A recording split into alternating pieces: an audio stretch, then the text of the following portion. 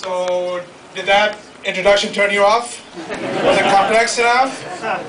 Hey, it's about, you'll see, first slide is about Steve Jobs, everyone we can relate to, right?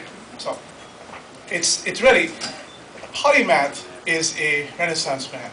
Someone like Steve Jobs, obviously, if you look at what the man has done, in 2001, he basically made that statement, which we ignored him back then because Apple was a dying company.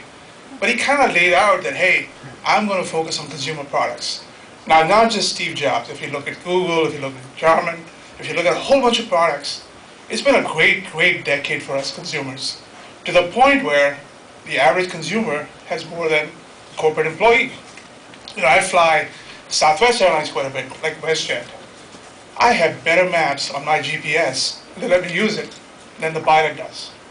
I have better information on inbound flights than gate agents do, okay?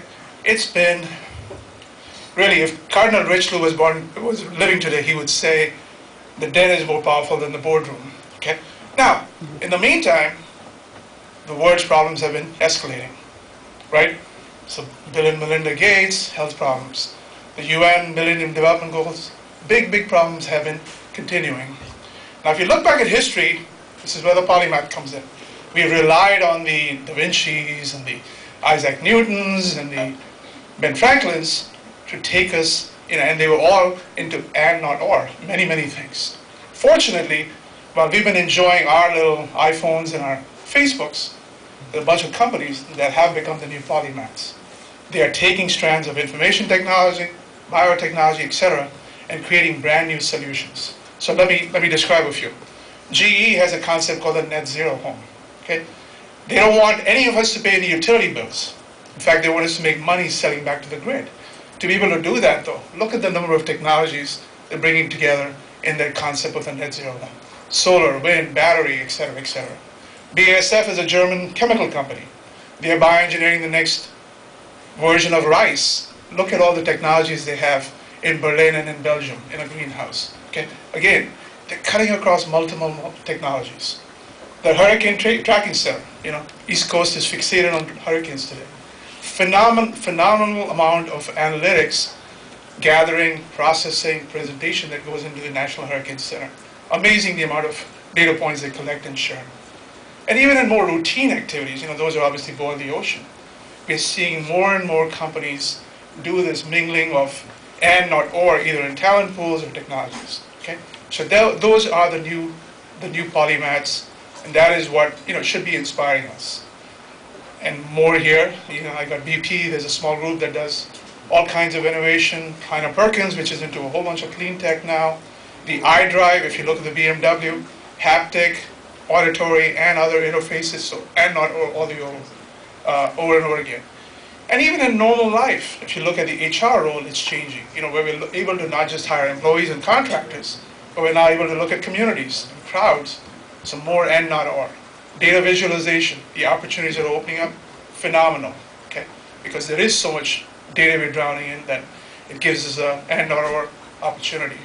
So the thing though is, these polymaths are just not getting, well, it's fun, right?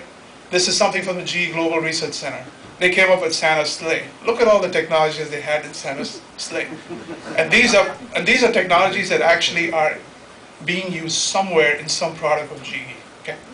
But here's the reality. Okay? That same GE Global Research Center has 700 Twitter followers compared to Britney Spears. Just something is wrong, guys, when we have this much disparity, right? They deserve more of our link love. I'm a big Renaissance fan, and I've written a lot about the Renaissance in my blogs and so on. There was a book by Castiglione back then, and he was describing all the polymaths during the Renaissance. He mentioned Leonardo da Vinci once. Okay. Similarly, we need to quit focusing so much on Apple and Facebook and give more link love and more attention to the polymaths. Now, there's also a negative side of all this technology convergence. We are just not focusing enough on some of the new ethical issues that are coming up. Okay? So just privacy, beyond privacy, there's so many new issues coming up. And in corporate America, we're just wasting too much. There's too much and in the empty calories in technology. So all these need tackling as we look at old, not you. So I'm going to leave you with two quotes, one from a Renaissance man during the European Renaissance, and one from a modern day polymath, Bill Joy, who founded Sun Microsystems, and he's now with Heinrich Perkins doing clean tech investments. Okay, so and not or is my message to you.